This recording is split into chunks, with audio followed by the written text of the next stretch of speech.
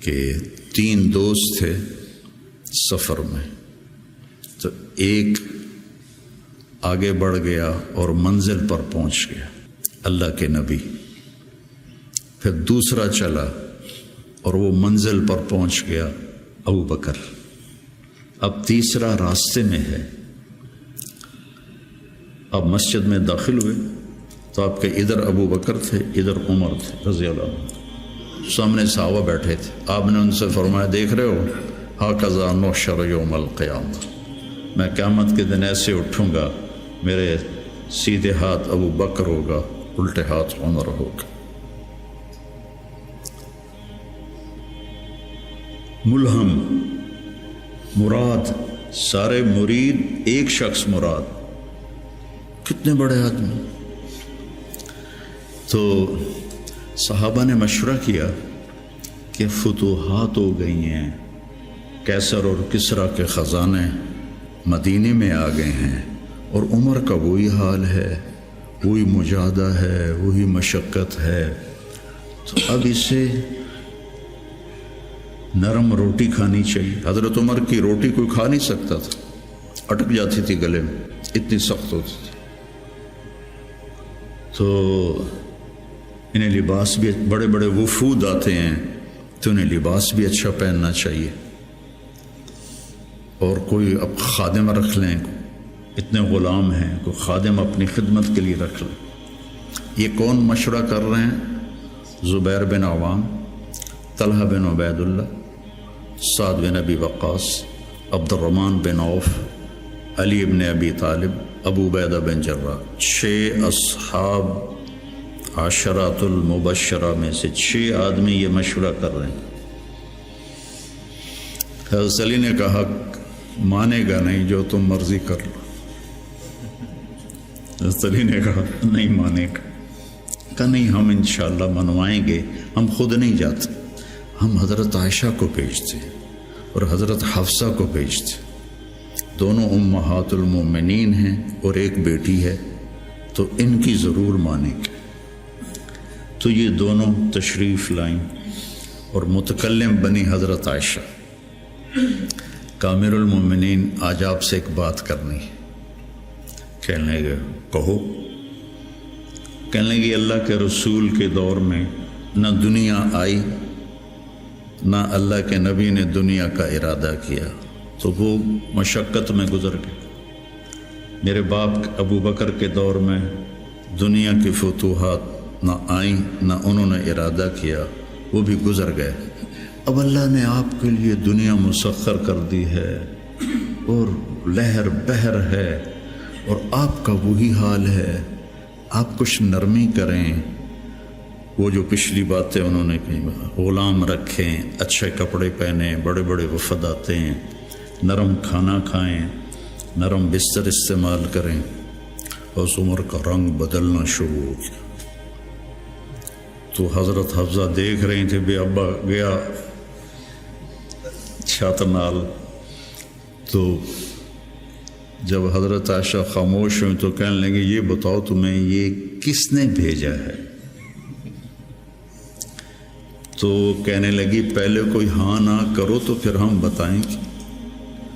کہنے لگے، اگر مجھے پتہ چل جائے نا کہ تمہیں کس نے بھیجا تو میں مار مار مار کے ان کے چہرے لہو لہان کر دوں۔ پھر فرمانے لگے، حفصہ تو گھر والی ہے نا، یہ بتا، کبھی اللہ کے نبی نے 2 ٹائم کھانا کھایا؟ زندگی میں کبھی 2 وقت کھانا کھایا؟ وہ کہنے لگی نہیں۔ فرمانے لگے، صبح کھاتے تھے تو شام نہیں کھاتے تھے، شام کو کھاتے تھے تو صبح نہیں کھاتے تھے، کہ جی اللہم نعم۔ ایک دفعہ تو نے ایک چھوٹے سے میز پر کھانا رکھ کے دیا تھا، تمہیں یاد ہے؟ تو اللہ کے نبی نے اٹھا کے زمین پہ رکھ لیا تھا اور کہا تھا، آکل کما یاکل العبد، کہ جی اللہم نعم۔ تمہیں یاد ہے اللہ کے نبی کا ایک ہی جوڑا ہوتا تھا اور اسے وہ خود دھوتے تھے، اور بعض اوقات وہ خشک نہیں ہوتا تھا اور بلال آ جاتے، یا رسول اللہ الصلاۃ، تو آپ کہتے ابھی میرے کپڑے خشک نہیں ہوئے، یہاں تک کہ نماز تاخیر ہو جاتی تھی اور آپ وہ خشک ہو کر اس کو پہن کے جا کے نماز پڑھاتے تھے۔ اور یہ بھی تمہیں یاد ہو، وہ کہنے لگی اللہم نعم، کہ یہ بھی تمہیں یاد ہوگا کہ ایک دن وہ جوڑا بھی نہیں تھا تو آپ نے پڑوسن سے چادر مانگی تھی جس کو لپیٹ کر جا کے نماز پڑھائی تھی، یاد ہے؟ کہنے لگی اللہم نعم۔ کہ آپ نبی کا بستر کیسا تھا تیرے گھر میں؟ کہا ایک ٹاٹ تھا، اس کو میں دوہرا کر کے بچھا دیتی تھی رات کو۔ تو حضرت عمر کہنے لگے ایک رات تو نے اس کی 4 تہیں لگا دی، تو صبح اللہ کے نبی نے کہا حفصہ میرا بستر تبدیل کر دیا ہے؟ کہ نہیں یا رسول اللہ وہی ہے، بس 2 کی 4 تہ لگا دی۔ کہا اس کو دوبارہ ویسے ہی کر دے، مجھے رات کو اٹھنے میں مشکل پیش آئی اس کی نرمی کی وجہ سے، یاد ہے؟ کہنے لگی اللہم نعم۔ تو فرمایا اللہ کے نبی نے کبھی 2 سالن کٹھے کھائے؟ اللہ کے نبی نے کبھی 2 سالن کٹھے کھائے؟ کہنے لگی نہیں، کوئی نہیں کھائے۔ تو حضرت عمر رونے لگے، فرمایا کہ جنہوں نے تمہیں بھیجا ہے نا انہیں جا کر کہو کہ 3 دوست تھے سفر میں، تو ایک آگے بڑھ گیا اور منزل پر پہنچ گیا اللہ کے نبی، پھر دوسرا چلا اور وہ منزل پر پہنچ گیا ابو بکر، اب تیسرا راستے میں ہے، ان کے راستے پر رہے گا تو پہنچے گا ورنہ بھٹک جائے گا۔ والذی نفسی بیدہ، اس رب کی قسم جس کے قبضے میں میری جان ہے، میں اپنے آپ کو اسی حال پہ رکھوں گا حتی تلحق روحی باللہ، یہاں تک کہ میں اپنے رب کے ساتھ جا کے مل جاؤں۔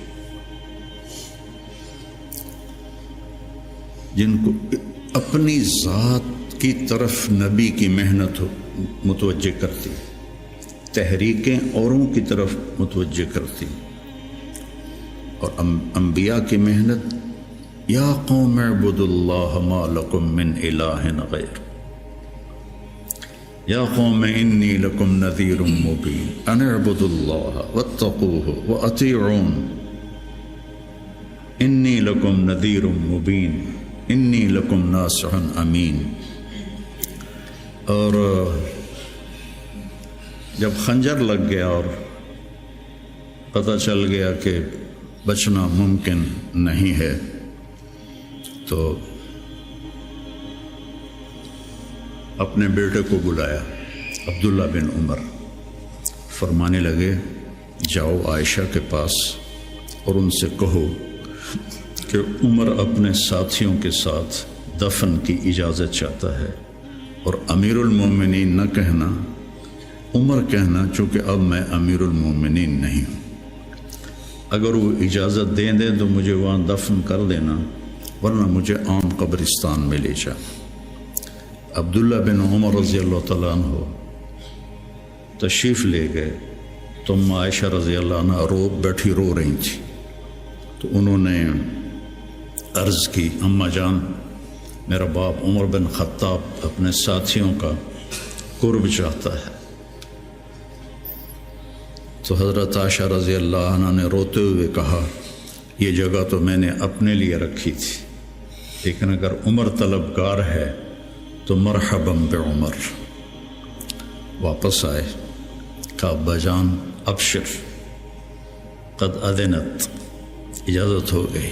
کہ بیٹا ممکن ہے میرے شرم میں کہا ہو، جب میں مر جاؤں پھر دوبارہ میرا جنازہ لے جانا اور باہر رکھ دینا، اور پھر ایک دفعہ دوبارہ پوچھنا، اگر اس وقت اجازت ملے پھر مجھے اندر لے جانا۔ اس دن میں حضرت علی آئے تو بڑے گھبرائے ہوئے تھے، تو حضرت علی نے پوچھا اتخاف من الموت؟ کہا نہیں، الذی بعد الموت۔ الذی بعد الموت، جس ہستی نے 22 لاکھ مربع میل میں اسلام پھیلایا، تو کہنے لگے ڈرو نہیں، میں نے کئی دفعہ سنا کہ اللہ کے نبی نے کہا خرجت انا و ابو بکر و عمر، دخلت انا و ابو بکر و عمر، جیت انا و ابو بکر و عمر و سیدہ کہول اہل الجنہ ابو بکر و عمر، کہ میں نے کئی دفعہ سنا، حضرت حسن بھی ساتھ. تو کہنے لگے قیامت کے دن گواہی دو گے میری؟ کہا میں بھی دوں گا، حسن بھی دے گا، میں بھی دوں گا، حسن بھی دے گا. تو حضرت علی چلے گئے تو موت کی آہٹ محسوس کی، تو عبداللہ بن عمر نے گود میں سر رکھا ہوا تھا. کہنے لگے عبداللہ میرا سر زمین پر ڈال دے. انہوں نے پنڈلی پہ رکھ لیا. وے حق، سنتے نہیں ہو میں نے کیا کہا، مجھے زمین پہ ڈال دیا. انہوں نے سر زمین پہ رکھ دیا تو اپنا چہرہ زمین ایسے رگڑنا شروع کیا، ایسے ویل لک یا عمر ان لم یغفر لک ربک، یہ کہنا شروع کیا، ویل لک یا عمر ان لم یغفر لک ربک، ویل لک یا عمر، ویل لک ولامک یا عمر ان لم یغفر لک ربک. یہ کہتے کہتے جان نکل گئی. اور لوگ اکٹھے ہوئے تو حضرت عبداللہ ابن عباس کہتے ہیں کہ کسی نے میرے کندھے پہ ہاتھ رکھا تو میں نے مڑ کے دیکھا تو علی تھے، رو رہے تھے، کہہ رہے تھے کہ نہیں، بات کی بات. حضرت صہیب رومی نے جنازہ پڑھایا، وصیت کی تھی میرا جنازہ صہیب پڑھائے. ان 6 کو تو ڈال دیا تھا نا شورا میں، تو صہیب نے جنازہ پڑھایا، جنازہ اٹھایا گیا اور آ کر حضرت عائشہ کے دروازے پر رکھا گیا. اور عبداللہ بن عمر آگے بڑھے کہ اماں جان میرا باپ حاضر ہے، اندر آنے کی اجازت چاہتے. تو عائشہ رضی اللہ عنہا نے اپنی چادر اٹھائی اور اپنے آپ کو ڈھانپا اور باہر نکل گئی. مرحبا بعمر. تو جب آپ کی تدفین ہو رہی تھی تو عبداللہ بن عباس نے کہا کہ میرے کندھے پر کسی نے ہاتھ مارا تو میں نے دیکھا تو علی رضی اللہ عنہ رو رہے تھے، کہہ رہے تھے عمر مجھے پتا تھا تیرے سوا یہاں اور کوئی نہیں آ سکتا، تیرے سوا یہاں اور کوئی نہیں آ سکتا، مجھے پتا تھا تو یہیں آئے گا.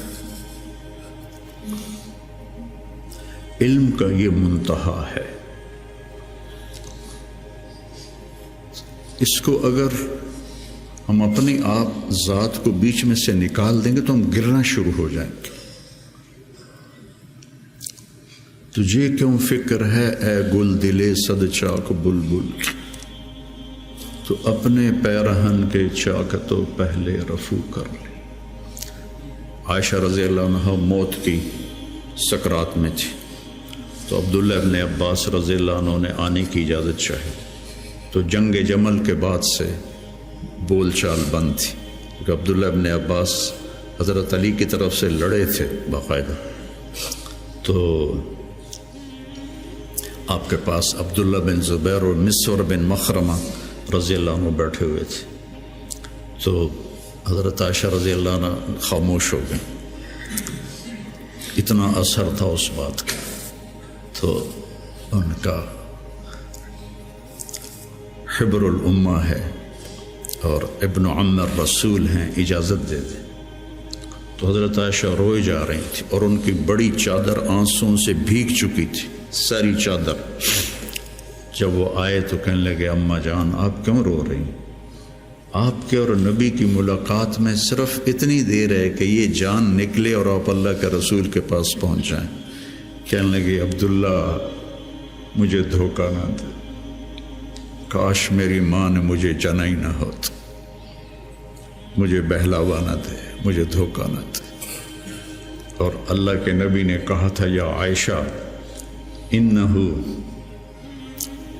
لیہون علی الموت ان اریتکی زوجتی فی الجنہ، عائشہ مجھے مرنا آسان ہو گیا ہے کہ مجھے پتہ چلا ہے تو جنت میں میری بیوی ہے۔ اور وہ رو رہی تھی۔ تو میرے عزیزو، اپنی ذات کو نہ بھولو، اپنی ذات کو سامنے رکھو گے تو آپ ترقی کرو گے، اپنی ذات کو بھلا دو گے اور عیب پکڑتے پکڑتے، کمیاں پکڑتے پکڑتے آپ کو اپنا آپ بھول جائے گا۔